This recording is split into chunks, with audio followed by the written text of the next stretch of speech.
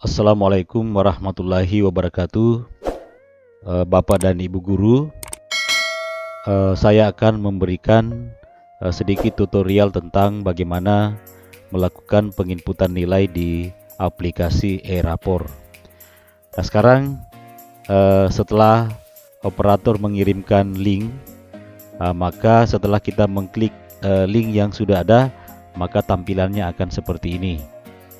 Jadi yang kita lakukan adalah yang pertama, nama pengguna kita masukkan NIP Bapak dan Ibu guru. Kemudian untuk teman-teman yang lain itu memasukkan nama. Kemudian kata sandi kita pakai yang standar 1, 2, 3, 4, 5, dan 6. Kemudian kita pilih K2013 paket dan pilih level pengguna guru, kemudian kita klik login atau masuk. Nah, tampilannya akan seperti ini. Ini tampilan awal ketika kita masuk ke aplikasi e-rapor. Jangan lupa Bapak dan Ibu guru cek apakah sudah betul nama kita tertera dalam aplikasi tersebut. Nah, ini menggunakan nama saya. Di samping sebelah kiri ada beberapa menu yang bisa atau yang akan kita gunakan dalam penginputan e-rapor. Jadi ada data kompetensi dasar, ada rencana penilaian, ada input data dan nilai, ada download format impor, ada impor siswa, ada proses deskripsi siswa, lihat pengolahan nilai, grafik nilai siswa, lihat nilai akhir, kirim nilai akhir, dan hasil pengolahan nilai. Nah, yang pertama kita lakukan adalah kita ke data kompetensi dasar. Nah, jadi data kompetensi dasar ini berisi tentang materi-materi yang telah kita ajarkan kepada siswa selama masa pembelajaran. Nah, karena dalam masa pandemi ada kurikulum nasional, ada penyederhanaan Balitbang, dan ada penyederhanaan mandiri. Nah, yang kita pilih adalah penyederhanaan Balitbang karena ini yang telah kita sepakati untuk kita gunakan. Jadi kita pilih mata pelajaran bahasa Indonesia. Nah, kemudian nanti akan muncul KD yang ada pada Permen 37. Nah, sekarang karena kita melakukan penyederhanaan Balitbang, berarti kita ini klik cepat secara 2 kali, kemudian akan muncul seperti ini. Nah, ini adalah penyederhanaan Balitbang yang aktif.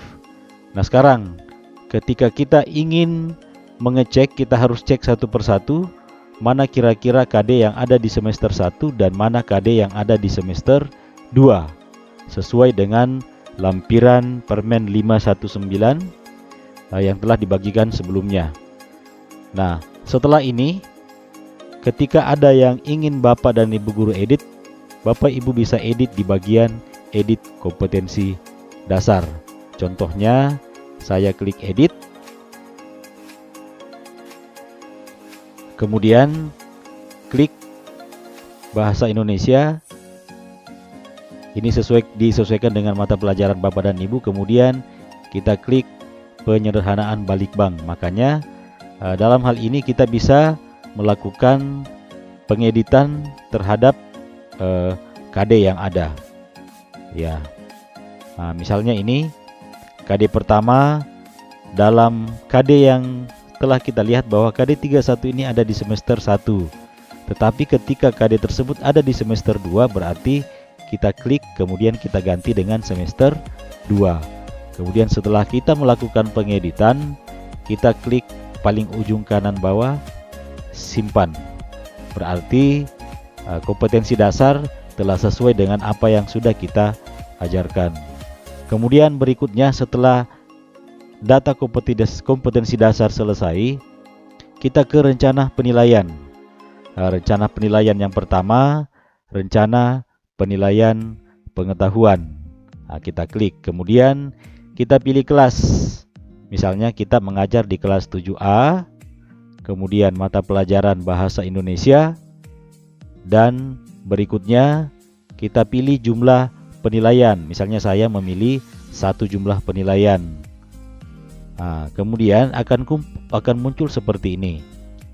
Nah, kelompok penilaian untuk pengetahuan saya pilih tes tulis. Nah, kemudian ini adalah KD yang ada pada 1 tahun ajaran dalam kurikulum yang berasal dari kurikulum Balitbang penyederhanaan RPP. Ada 31 sampai 37. Tapi karena yang telah saya ajarkan ada 3 KD, berarti saya klik hanya 3 KD. Jadi saya centang 1, 2, 3. Nah, kemudian Bapak dan Ibu guru bisa simpan. Nah, berarti rencana nilai pengetahuan saya sudah ada atau sudah terinput dalam aplikasi.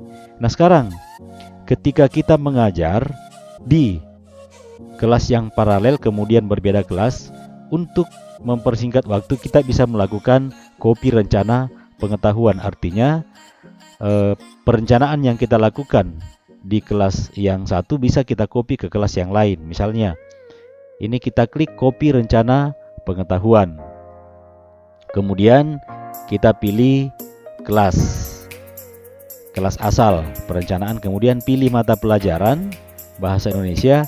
Nah, kita pilih kelas tujuan, artinya perencanaan di kelas A itu kita pindahkan ke kelas B.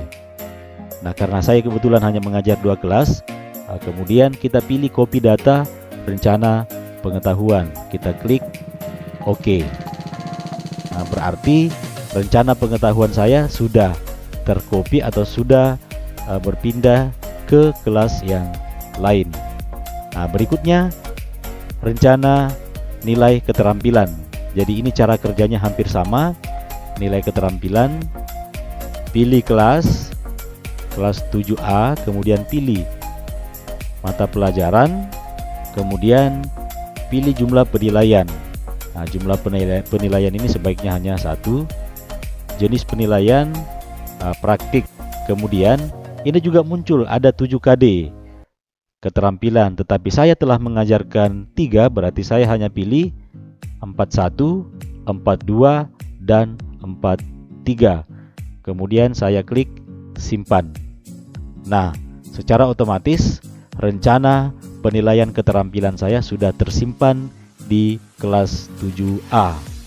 Nah, kemudian ketika kita ingin lagi mengcopy rencana keterampilan kita di kelas 7A ke kelas 7B, caranya tadi hampir sama dengan copy rencana keterampilan di pengetahuan. Kita pilih kelas asalnya, kelas 7A, kemudian bahasa Indonesia, kemudian kita pilih kelas tujuan. Jadi rencana keterampilan kita copy ke kelas 7B. Kalau kita mengajar di 8 kelas atau 4 kelas, ya kita lakukan copy ke semua kelas yang kita ajar. Kemudian kita copy rencana penilaian keterampilan. Nah, berarti rencana nilai pengetahuan saya sudah ada di kelas A dengan B.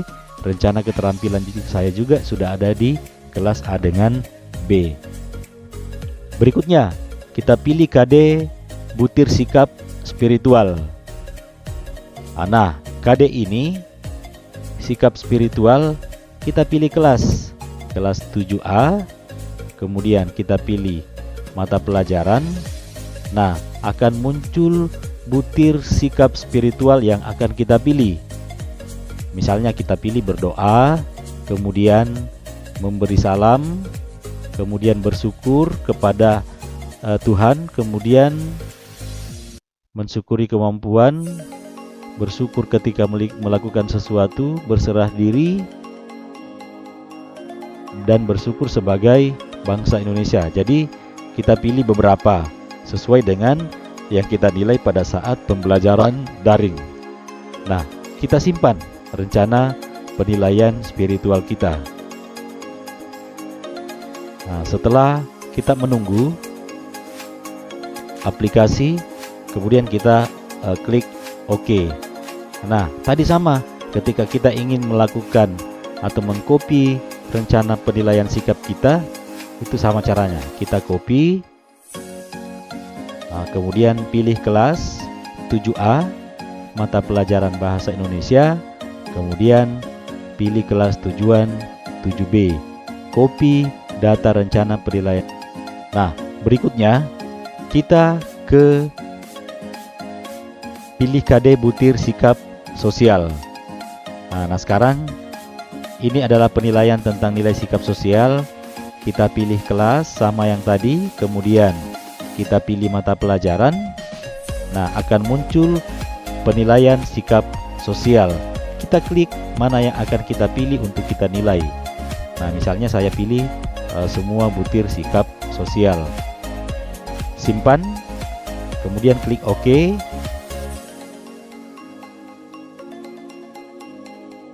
Kita klik OK lagi, berarti untuk kelas 7A rencana penilaian butir sikap sosial saya sudah ada. Untuk mengcopy lagi ke kelas yang lain, kita klik copy rencana sikap sosial. Kita pilih kelas asal, kemudian mata pelajaran, kita pilih kelas tujuan, kelas 7B. Berarti sudah tercopy juga penilaian dari kelas 7A ke kelas 7B.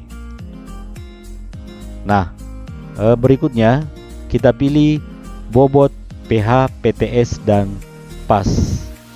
Ya, pilih kelas 7A, kemudian mata pelajaran Bahasa Indonesia. Nah, ini tidak usah kita ubah karena penilaian yang kita gunakan adalah 2 kali nilai harian tambah nilai PTS tambah 1 nilai penilaian akhir semester. Kita simpan. Nah, kita OK.